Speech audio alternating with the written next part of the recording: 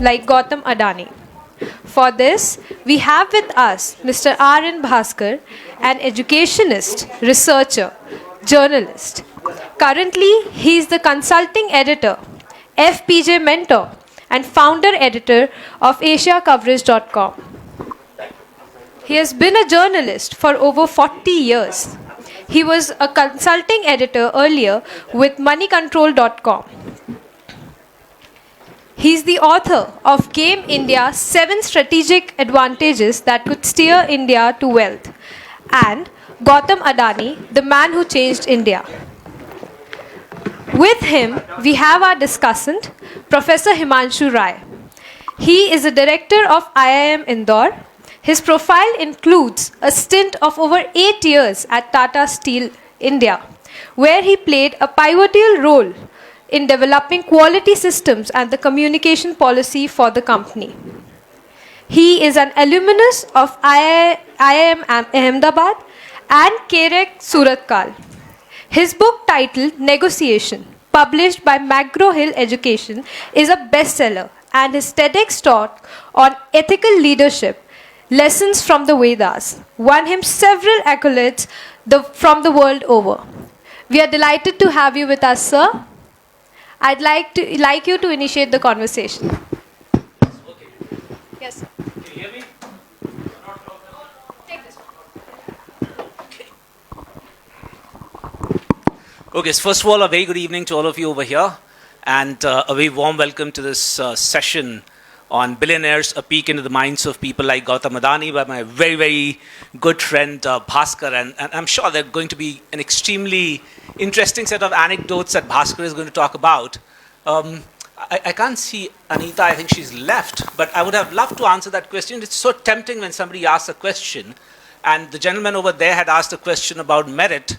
At IIM Indore, we give extra marks to women, and I can tell you that there is merit behind it.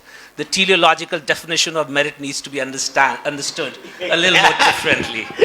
So it's a question of merit. When you give extra marks, it is merit. But anyways, that's not the message for today, nor is it the point of discussion. But before I actually start a conversation, Bhaskar, why Gautam Adani? Why Gautam Adani? Well, apart from the fact that he's the richest person in India, at least. yes, he's the richest person in India, richest person in Asia, perhaps the only Indian that has beaten the Chinese at the wealth generation game. But Gautam Adani, I decided to write on him by accident. I used to work at one point of time for a German publication called log.in, which is a short form for Logistics India. It was a German group called DVV, which focused on logistics globally. And being a consulting editor there, all of a sudden I got a message from Germany saying, Bhaskar, I think you should go to Mundra and see what is happening there. I didn't know what Mundra was. I'm talking 2007, when Mundra was a non-entity. It didn't exist. At least for most city dwellers, it didn't exist. And so I started looking very closely at the maps, found out where Mundra was, asked a friend if he knew some friend in Mundra, and it worked. And then I went to this friend of a friend of mine, uninvited, and I reached Mundra, and this friend was gracious enough to show me around and told me what made the sport special. In the afternoon, I was taken to the top brass of Mundra. There was Captain Umesh Abhyankar there, who explained to me how Mundra came to exist. Now, for those of you who still are not sure of what Mundra is, almost 1,500 years old, which still exists. And once a month, a dhao comes from the Middle East, is offloaded. There's an old man acting as a customs official. I don't think he gets enough business. He just sits there and lazes around. But next to it is this new port called Mundra. And this is the first port on the western coast of India that was an all-weather deep water port. To understand a deep water port, you must realize that Mazagon Dock, which makes all the frigates in India, not all the frigates, some of them, Visakhapatnam is another place. Mazagon Dock has a draft of 4 meters to 6 meters, and they have a dry dock into which they pump waters to make sure to build the ships. JNPT at that point of time had 12 meters to 14 meters. When you have a depth which is not too deep, the big ships land at Jebel Ali Port, Dubai, or they land at Singapore, offload goods meant for India, and they're brought to India in smaller ships because the big ships can't come to India. Mundra was the first port to have a draft on the western coast, which began at 18 meters, went up to 22 meters. When I saw that, I knew that Jebel Ali's business would go down. Because now India could become a destination port. And when I told this to the Germans, they said, great, we are arranging a couple of talks for you in Dubai and Abu Dhabi, please go there. I went there, gave a couple of talks there, and many of the sheikhs didn't like me when I told them that Jebel Ali is going to lose business. Expected. But some of them who were savvy in the business of logistics realized that what I was saying would happen in the next 5 to 10 years. Now that was the beginning. Then I met Gautam Adani the next day.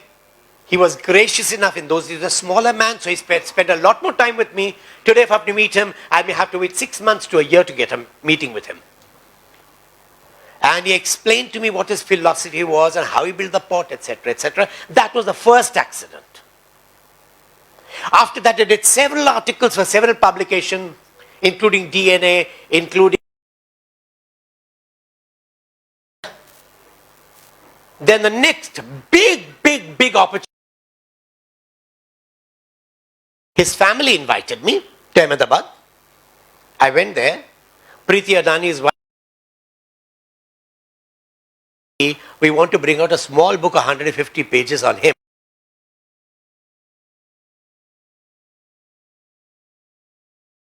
Journalists want, but to get an inside view from the family's point of view about a businessman. And the family introduced me to all the strategists in the group. I came to know the inner workings of the group. And he brought out a small book, 125 pages. Only 25 copies are printed for the family. I got my copy, luckily. They tried to take that away from me. I just managed to get it. Did you get it free? I got it free. Okay. Yes. Touche. Himanshu, you... I'm not going to say that. Okay. So anyway, I got this book and forgot about it. The only thing I did was, after that I joined Forbes India and Money Control. I told them very clearly, look, I've taken a book on assignment in 2013. I will not write any articles on Gautam Adani. It will be misunderstood. And they agreed. By 2018, I saw the rankings going up. Now, when I wrote the first article for DVV Media, my article was titled, The Man Who Could Change India. In 2018, I realized my title is prophetic. He has changed India. And my next thing was I started working on the book. After writing about the book, I told the family that I wanted to write the book. They said, no, you will not write a book. Problem. I didn't want to fight a family because I know that I'm nobody. So I tried to weasel my way through to Gautam Adani. It didn't work for 2 years. Finally, I met him. And he said, why do you want to meet me? I said, I'm having some problems. So he met me and very gracious, embraced me, hugged me and said, Kya karna hai? I said, look, Gautam bhai, how many years have we known each other? And this is the third lucky break I had. Why Gautam Adani? And I told him, sir, and not sir, I always call him Gautam bhai, he always call me Bhaskar bhai. typical Gujarati fashion. And I said, Gautam bhai, how many years have we known each other? He kept quiet. I said, 18 years. In 18 years, I've written about 50 articles on you. Did you have any problem in the 18 years? He didn't say anything. Gautam bhai does not like to reply. He just likes to listen. And then I said, Gautam bhai, if in those 18 years, have you ever asked me for the manuscript of my article before I wrote them? His eyes narrowed. He knew what I was getting at. And I said, now why are you asking me for my manuscript? He said, why do you not want to give it? I said, because 18 does not give me any manuscript. Don't change the rules now. And then I told him, Gautam bhai, one more thing, let me tell you.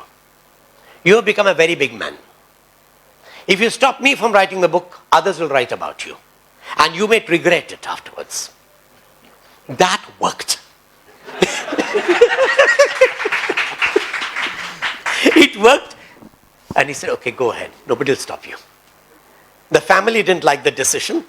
His managers didn't like the decision. And that was a third lucky break. I got on seriously, wrote the book. Penguin said, yes, we'll publish it. There. Wonderful.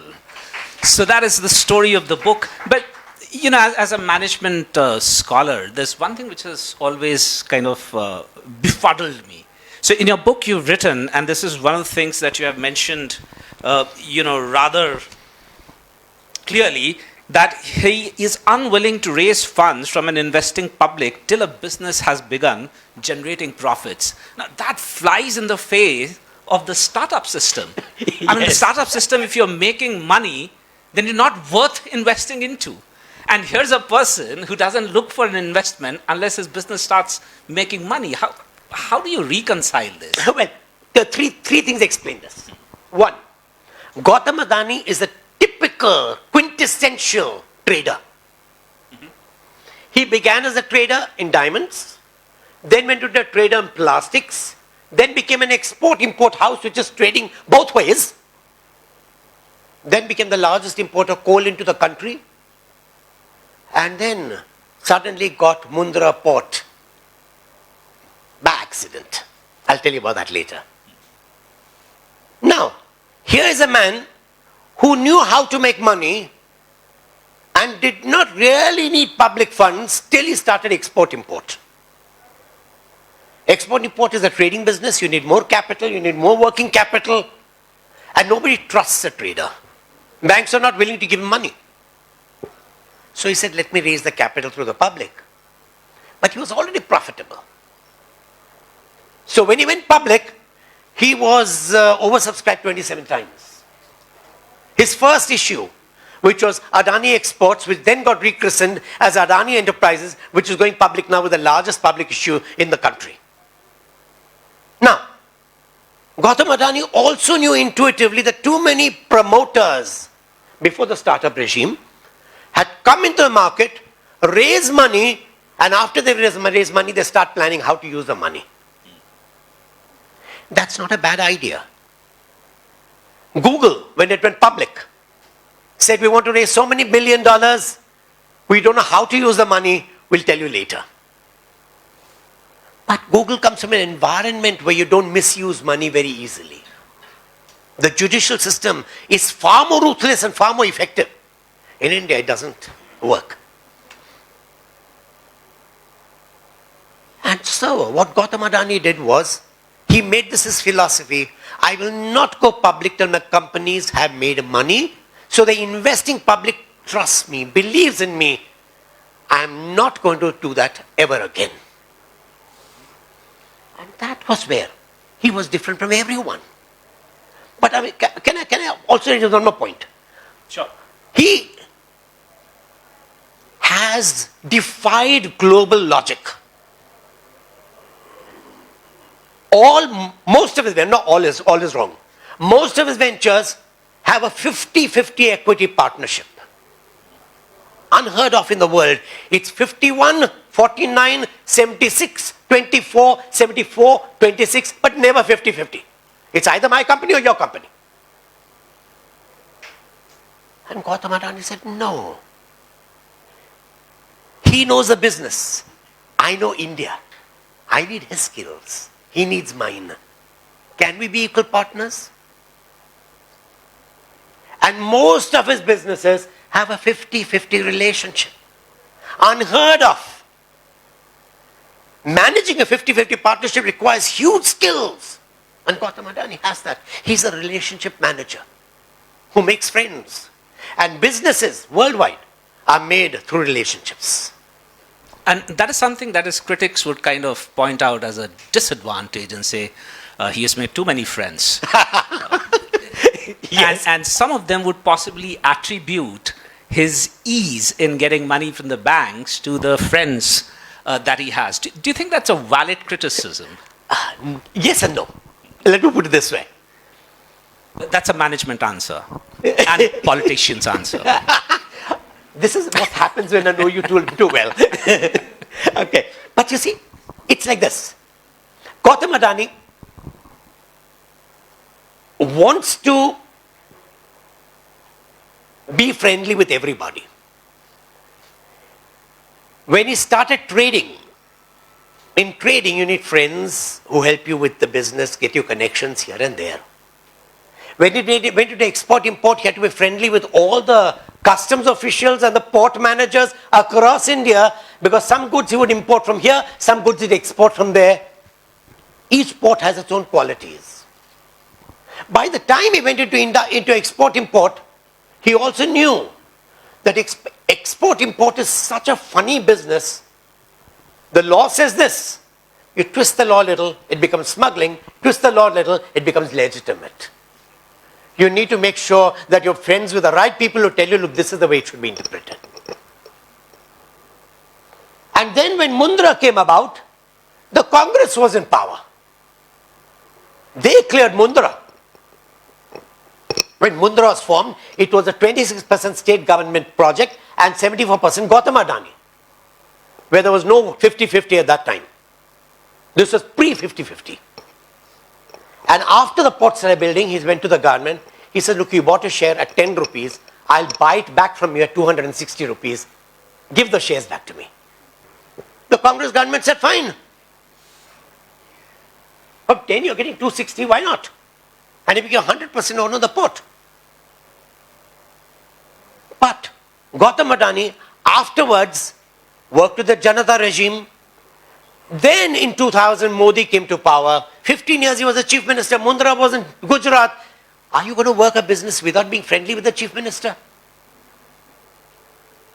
Not possible. In India, if you don't work with the right authorities, you could be in trouble. And that was a time when Gautam Adani created a phrase which is perhaps the most important phrase for Adani. When my business interests are aligned with national interests, growth can be faster. So, Bhaskar, that's a very interesting point. And that is because that's a value system I came from when I worked with Tatas for 8.5 years. And one of the things that J.N. Tata and subsequently J.R.D. Tata always said, and that's therefore a part of even my DNA, despite the fact that I've been off my corporate life for 22 years. And J.N. said, Jamsetji Nasarwanji Tata, what is good for India is good for the Tatas, not the other way around. And here's only the second person who said that. Who said that? Gautam Adani. More sharply. Very sharply, Gautam Adani said that. And very interestingly, both of them started their early journey with trading. So the Tatas made their initial money by trading opium, which was legal, by the way, before you people start frowning. So it was a legal trade, and subsequently they got into textiles, and then subsequently, late the 19th century, the Tata Steel, and 1911, the Tata Steel actually started producing. But both of them said that your business interests have to be aligned with the country's interests. And that brings me to the other point. That port in Australia, that port in Sri Lanka, how important are these for India? And would you like to tell the people as to why is it strategically important for India? Okay. When Gautam Bhai built his first port in Mundra, 3 things happened. He's the first port owner in India who did not begin with a huge debt. His planners came, his engineers came, said it will cost over 6,000 crores. He said, thank you. After they went away, he called his managers. He said, I don't have 6,000 crores. Can we do something 100 crores, 200 crores? And earn the same amount the same year? And the answer was simple. He was the biggest dealer in coal. So the first terminal he built was a coal terminal. Then he started importing grain from the FCI, Food Corporation of India. He built a grain terminal. Then he went to the edible oils. He built an edible oil terminal and a crude oil terminal. To make sure that Indian oil stays with him, he built a pipeline from Mundra to Bhatinda. So now Indian oil cannot leave him. Okay. And to make sure that he's got a large storage tank, he got Ellen Mittal to build a large tank farm there. Now, to build a port, you need dredgers. In those days, worldwide, a port hires dredgers because you need it for 3 months, 6 months, 1 year. After that, you don't need the dredger. You need only 2 months a year for dredging it, re-dredging it. He went to Dredging Corporation of India, a government-owned company in Andhra Pradesh. And they said, you'll have to wait 6 months, we already booked.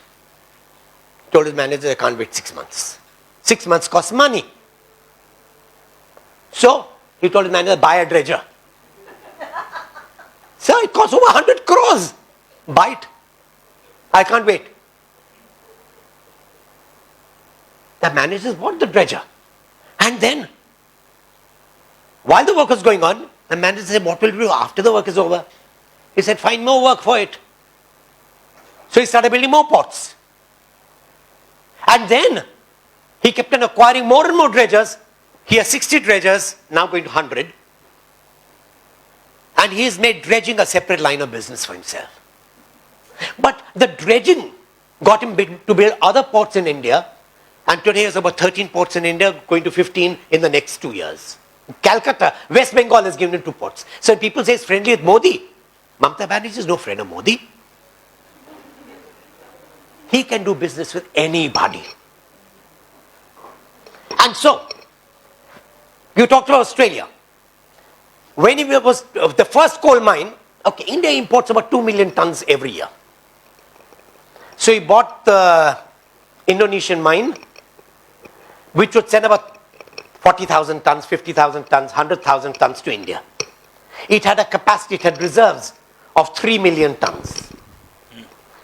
Then Australia put an export tax and he realized the price of coal had gone up. He wanted to de-risk himself. So he went to Australia. Australia, things went wrong. And a project that was supposed to start in 3 years, disputes ran into 10 years, 4 changes of governments, 3 changes of court documents. Finally, he won the case. And after he got the coal mine, he found that he had reserves of 10.5 billion tons. 100 million, 300 million, 10.5 billion tons. He's the largest coal mine owner in the world. Is that important for India? Yes. It gives you energy security.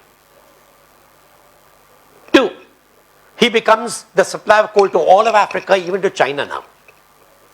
3, to get the coal out, he built a port there. That port has a huge capacity, built a railway line of 200 kilometers. And now that port will be used. Adani is getting into copper, he's getting aluminium. Expect all the aluminium ore to come from India and to come from Australia. He has got a port, he owns the ships, he owns the ports. He has synergies and cost advantages that nobody in the country can have.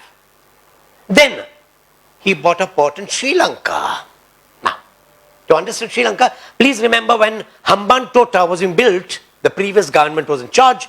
They asked India, will you build it? India said, no, we are not interested. So they went to China and said, will you build it? China said, yes. Then India started screaming, no, you can't let China in. But you said no.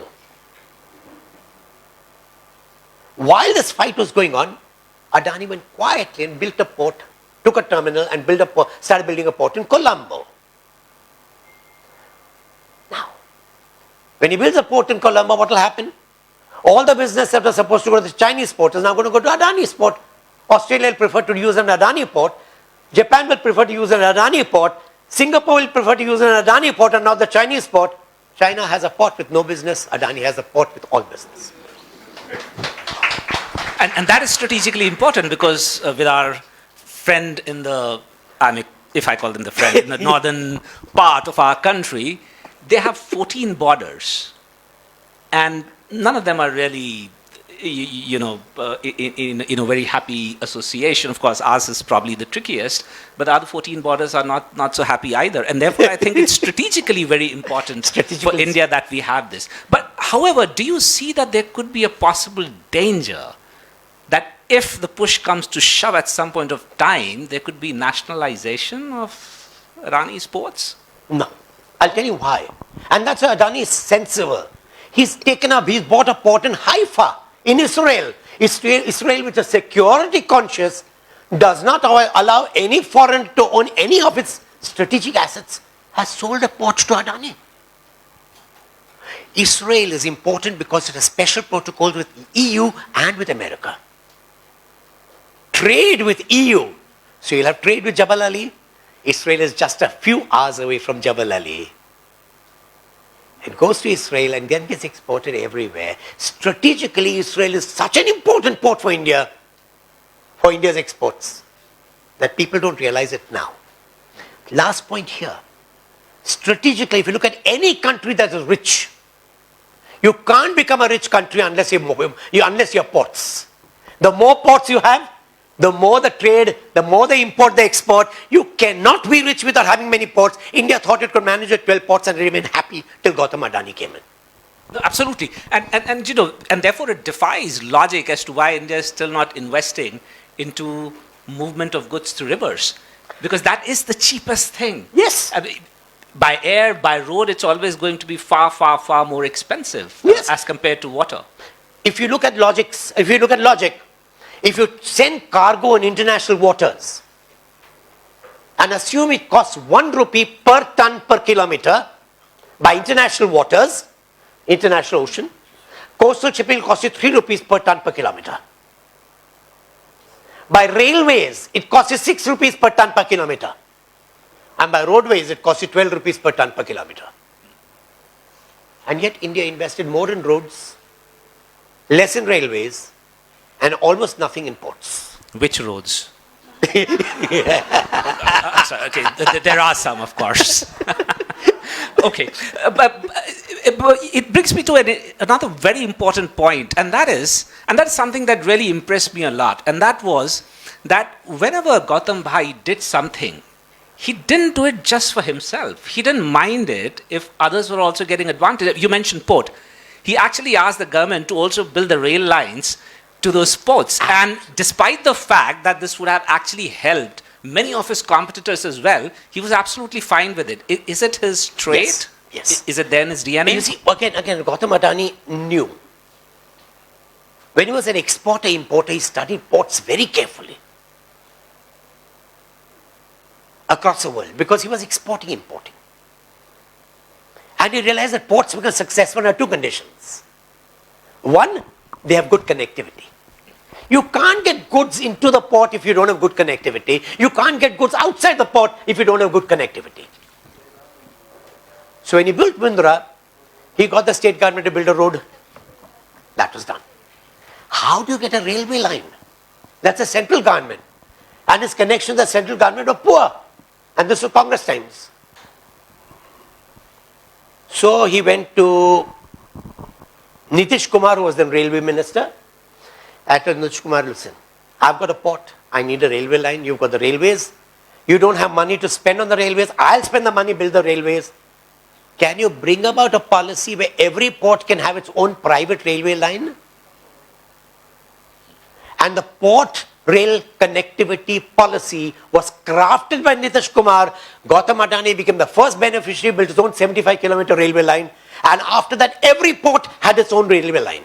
Now, how did that help? Let's look at a wonderful case study of Dhamra, which was jointly built by the Tatas and Larsen and Toubro, two blue-blooded companies in India.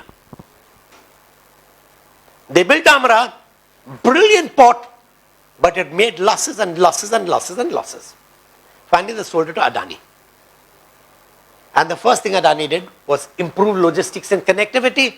And he knew what goods could be imported into Dhamra, what goods could be exported out of Dhamra. It was profitable from year one. The Tatars and large people couldn't do it. Gautam Adani did it. Every port focuses on railway line, roads, and sometimes air. Mundra has its own private airstrip of 2.2 kilometers where the largest plane in the world can land. And that port is important because now he's getting into the MRO business, which is servicing aircraft. He's getting into defense systems, missiles, robots, planes. None of this is possible without an airstrip. And perhaps with an access to the sea. You can't make a torpedo without the sea. You can't make drones or planes or service airplanes without access to the airstrip. Okay, so that brings me to the final question from my side, and then possibly we'll pick up some questions from the audience.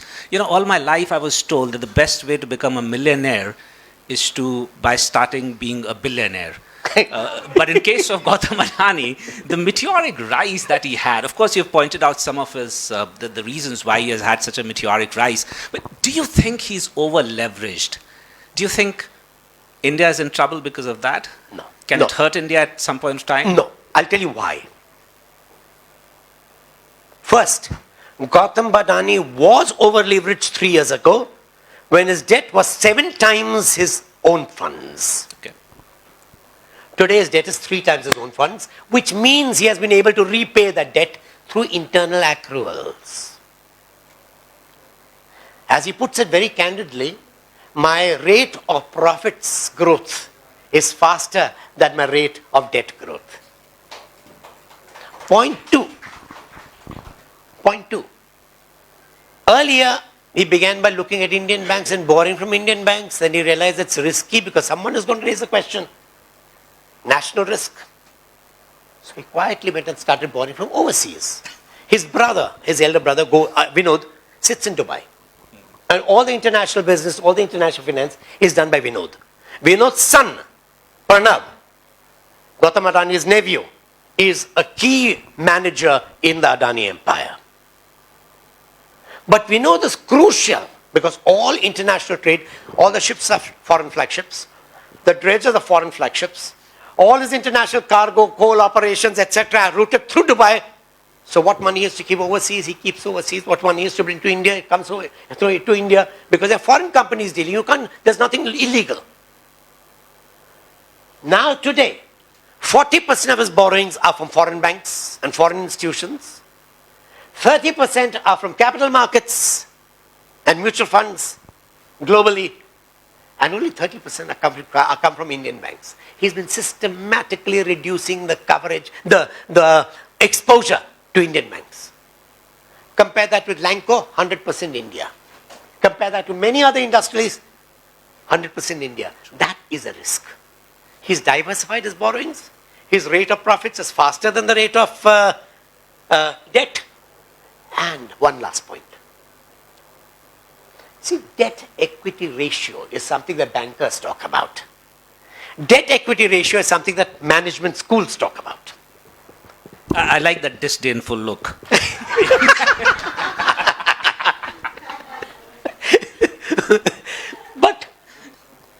But a businessman does not care whether the money is his money or your money. Can I earn more than what the market is paying, what I have to pay to the market for borrowing? If I'm earning more, I should be borrowing more. I get more money, I make more money. For a businessman, debt equity doesn't matter so long as my rates of return are higher than the market's cost of borrowing. But the banks are scared. If he borrows too much, it could be a risk. So they bring in a norm called debt equity ratio. Normal project 1:2, infrastructure 1:4, finance company 1:9, 1:10. Gautam Adani doesn't care. He believes money must make money. And his philosophy is, don't look at markets, look at cost. Reduce cost, the markets will want you. All right, poof, goes one question that my finance colleagues would have asked in an exam at IIM Indore. But With that happy note on question, can I have a question? Of course. You're the first man out.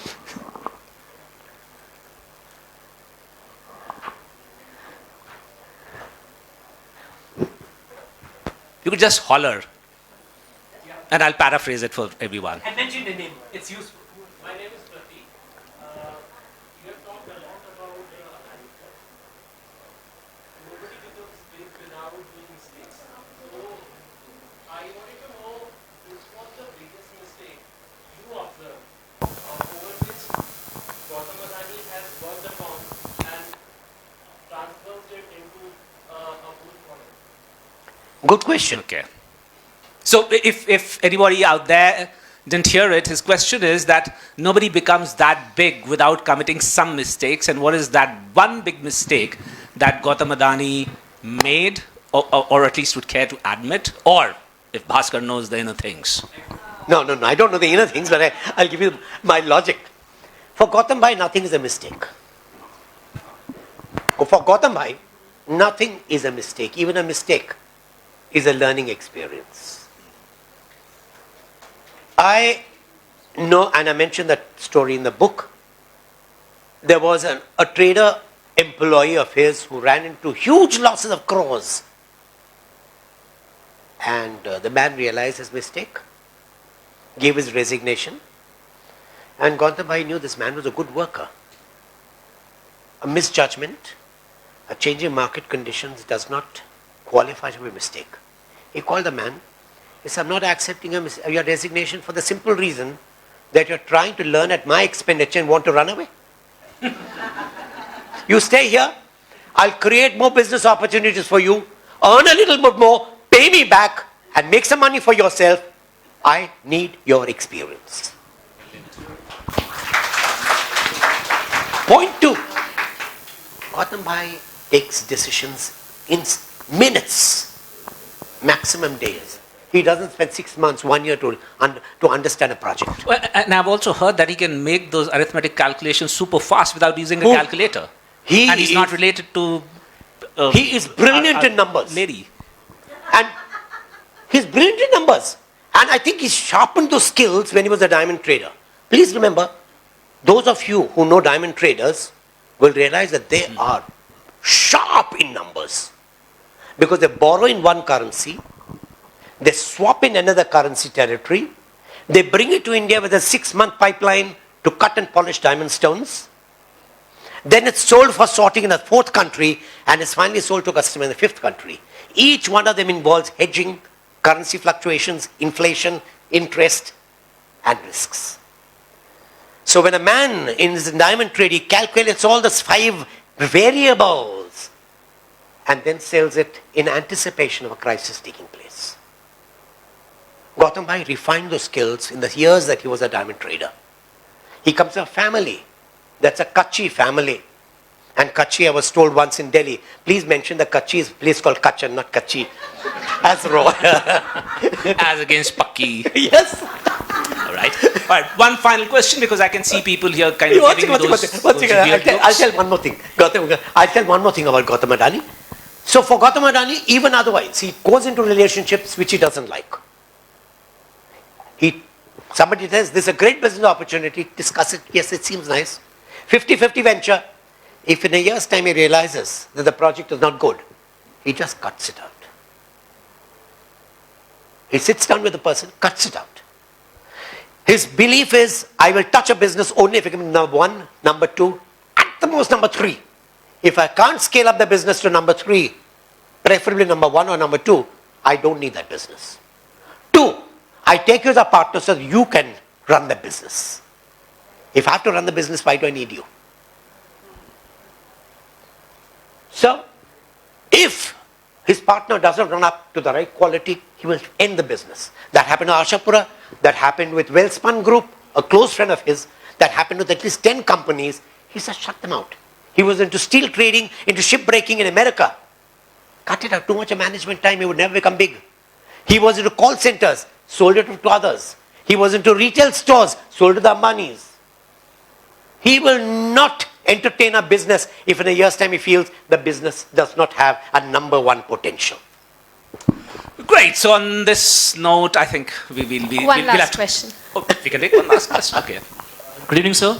Sir, I want to ask that for a person who has starting his own new business as a startup, so as we've seen that Gautam Adani has taken a lot of debts and loans, and he has a habit to play with risk. So if a new person is starting up on business, so what do you think it would be better to start a business with his own money, or like should he take as a money from different firms or partners to start up? Like, Doesn't matter whose money you've taken, make more money on money. Yeah.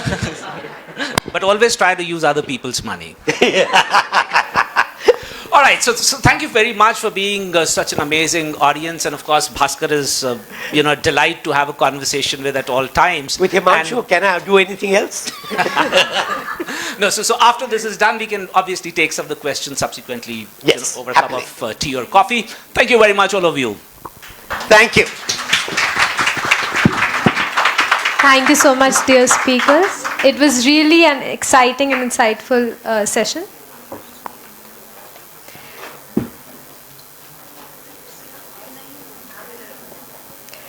We have with us Naeem Mansoori ji. I would request him to please come forward and felicitate our speakers with a memento as a token of our love, respect and gratitude. Along with him, I'd also request Brigadier Sanjay Agarwal ji, founder member of Society for Culture and Environment, to please come forward.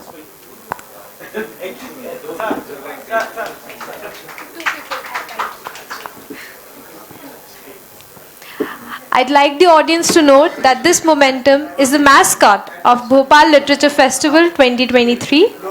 It is a picture of a highly endangered bird called Lesser Florican, captured by Padma Shri Bhalu Monde ji.